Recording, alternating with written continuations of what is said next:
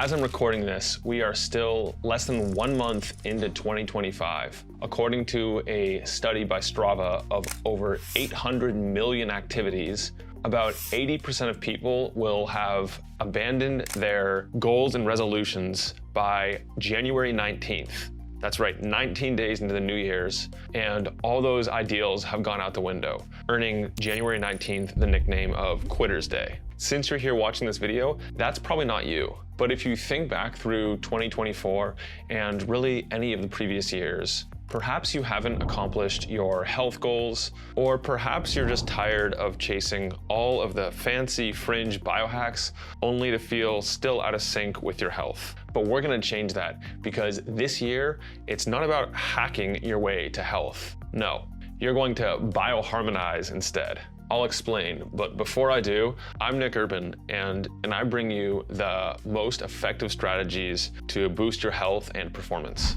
A while back, I quit the world of biohacking and instead got into what I call bioharmonizing, or working with the body and its innate intelligence to get better results over the long term. Because eventually the body compensates for all the hacks, and those hacks also have off-target effects, some that we only realize decades down the line. Bioharmonizing, on the other hand, is about using the time-proven ancient wisdom and then selectively layering on top the effective modern science. Today, I'm breaking down 7 of the top bioharmonizing strategies to help you kick off 2025 on the right note. Let's get started. Up first is something that I discuss quite often, and that is going for a morning walk as soon as you wake up. Sure, you can have some nice mineral-rich water first, but the idea is really to get outside as soon as possible after waking. When you get outside and move around, you're getting a nice dose of morning light, plenty of lux, a measure of light intensity, to shut down melatonin production, to reset your circadian rhythm and all of the biological clocks you have throughout your body. During the morning hours, you're getting a higher concentration of red and near-infrared light, which help protect you against sunburn later in the day. They also penetrate your mitochondria, and they help you produce more antioxidants naturally, including melatonin later in the evening. If you're really advanced, you can also integrate sun gazing into your routine, but there are very specific ways to do that so you don't damage your eyes. If you want to learn more about this, I wrote an article on sun gazing, which I will put in the description of this video. Walking is also a great strategy to boost your metabolism, increase your calorie burn. When done in a low insulin state, you also increase beta oxidation or fat burning. You help your body detoxify naturally by activating the lymphatic system. It doesn't have a heart, so it requires movements in order to work properly. You can create a bit of a glucose sink in your muscles by walking, so that when you consume food, it has less of an effect on your overall blood sugar. Of course, the more intense your walk, the more effective that would be. But the minimum effective dose for a good walking session is really just 10 to 15 minutes. It doesn't have to be long. Ideally, it would be 15-20 minutes 2 times a day. But if you do nothing else, starting your day with a morning walk outside in the sun, ideally without distraction, is the perfect way to start not just today, but every day of 2025 and beyond. And it doesn't really matter the weather outside here, it's pleasant, but even if it's cold, you can get some of the benefits of cold thermogenesis. If you don't wear a heavy jacket and you're just a little bit cold, you don't need to kill yourself. Be safe, of course. And if it's really hot, you will also sweat at the same time. And your sweat is one powerful elimination channel your body uses to help detoxify. So no matter your climate, hot or cold, getting outside for a short walk can make a huge difference. Next up is coming up with a reason that you want to improve your health and performance. Most people have an easier time when they're doing it for a reason. Now you can plan something like a race, a Spartan challenge, obstacle course, or a longer term goal. For example, if having strong shoulders is important to you, you could think about how you want to be able to lift your grandkids up when you're a bit older. Whatever it is, it doesn't really matter what the purpose is as long as it's compelling to you. And at the same time, having that purpose is nice, but you also want to know where you're starting from so you can gauge whether or not you're actually making progress. Now, there's a lot of ways of doing this. You can use a journal for the subjective, qualitative side of things. You can use objective, quantifiable metrics like blood labs, genetic testing, epigenetic testing, wearables, all of those. But one of the most powerful ways of using some of these tools, like wearables, is less about the data and the numbers themselves, but using it to correlate what you see in terms of the number, the biometric, and how you feel, and what's going on internally. And with some practice, we can break this biofeedback amnesia, and we can get a good gauge of how we're doing without needing any technologies. Everyone has that ability, and when you hone it, you're able to get much more accurate and repeatable information about your current state than you can from these devices. Now, I've had an Oura Ring since 2017, and there are definitely some days when I sleep great, yet it says I have a sleep score of 60 or so, 60 out of 100. And upon further analysis, I can tell it's because the ring didn't have a good seat on my finger. If I based my day solely off the ring and that data, I might not push myself in the way I would otherwise, and it'll have a net negative impact on my health. So my strategy here is to use technology to amplify your body's intricate signals. Then you can check this data after 1 month, 3 months, 6 months, a year, and you can actually both feel and see the difference. After that, I like to look at balance between anabolism and growth and catabolism, or the breaking down and renewal process in the body, because each of us have unique constitutions. Many of us are the more hard-charging type A folks who set our mind on something and do it, and others are more relaxed and care about having a good time. You could say more dopamine dominant and more serotonin dominant, or in the Ayurvedic system, more pitta versus kapha. There's a lot of different ways of classifying these constitutions. The reason this is important is because certain things that are often considered healthy, say cold plunging, might be great for someone who's that more laid back, relaxed type. But the stressed out, hard charging type A person, the cold plunge might push them too far. Their stress bucket or allostatic load might already be too high, and this health activity might actually set them back further. So you might already know where you stand on that continuum between stressed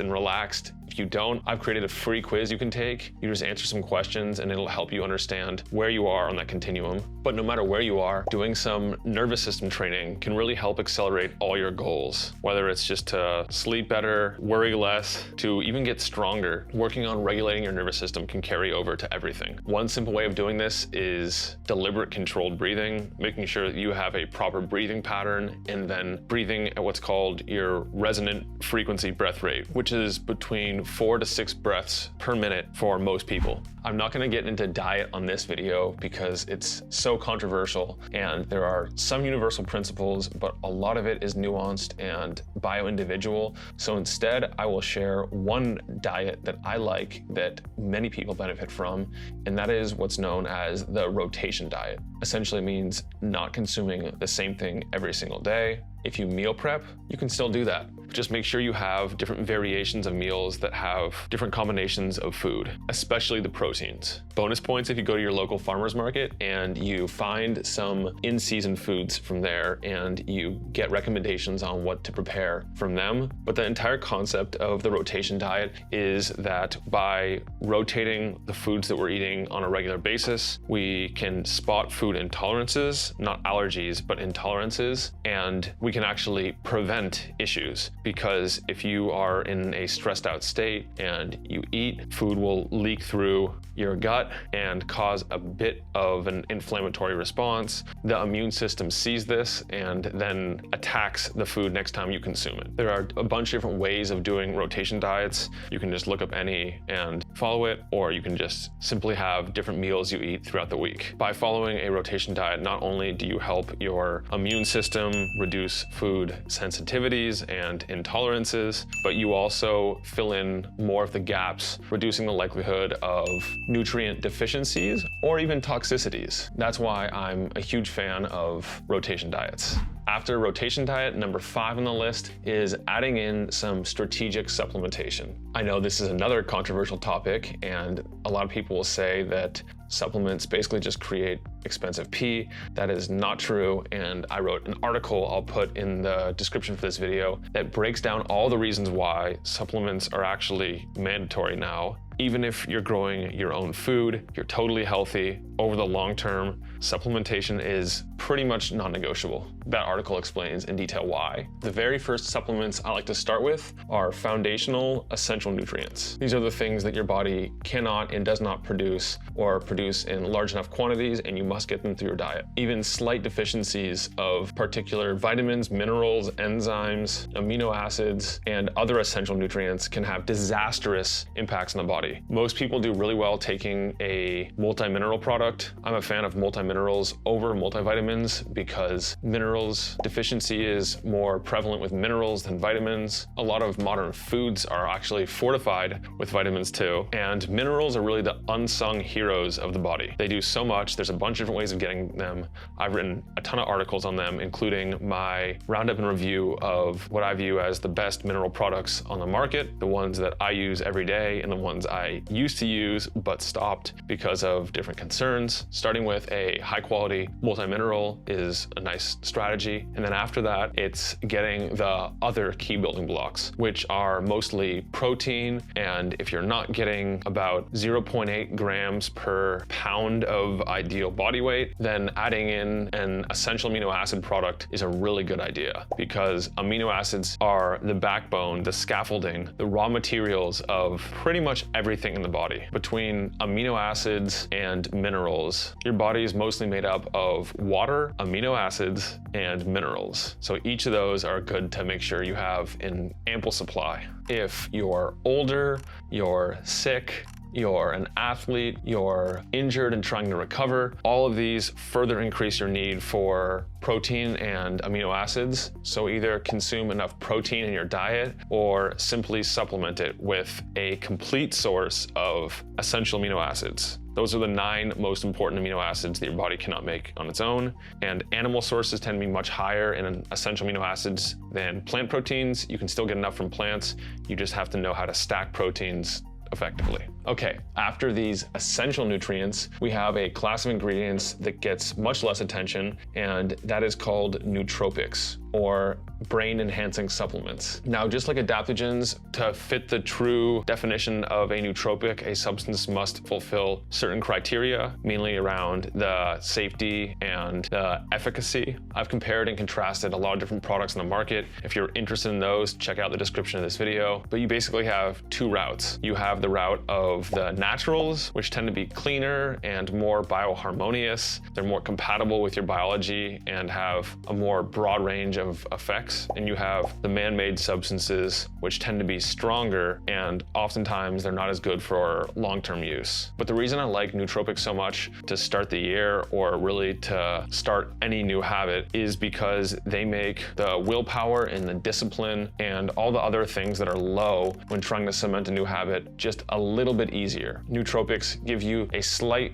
boost as you're trying to instill these new habits. When most people drop off, you get a little extra assistance to continue forward and to maintain it, even strengthen it. Now, the reason I like nootropics is, 1, because they are a class of substance and supplements that most people can feel, they notice a difference, and their performance immediately improves. But the main reason I like them is that building habits is hard. It takes time, energy, willpower, motivation, and a whole lot to take on something new, which is why most people don't actually follow through on their New Year's resolutions past the first 19 days of the year. That's where nootropics come in. They give you just that little extra edge to continue forward until this new way of being, this new behavior, becomes ingrained as a habit, one that doesn't take willpower, doesn't take discipline, and it just becomes autopilot for you. Of course, this is medical advice. Check with your doctor first, but certainly consider nootropics when it comes to starting your habits on the right note. All right, last and certainly not least is to find a community.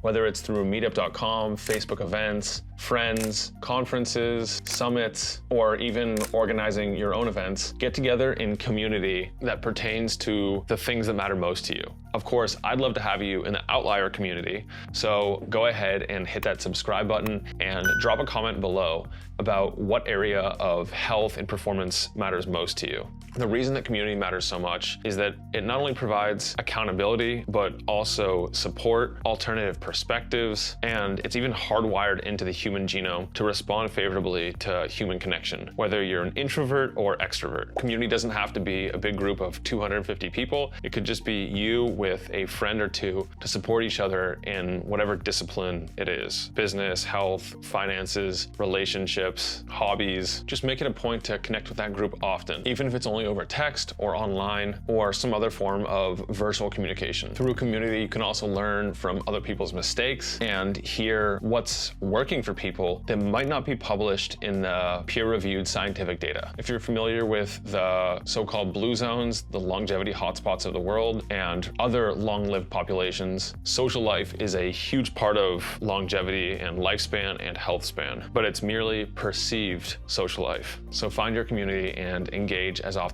as feels good to you. If you're ready to leave biohacking behind and to embrace bioharmony, head on over to our website at Outliyr, Outliyr.com. There, you'll find the resources, including articles and expert interviews, curated products, and supplements to help you implement the practices we covered here today. All this and more are linked in the description. And remember, don't chase trends, follow tried and tested methods. Until next time, be an outlier.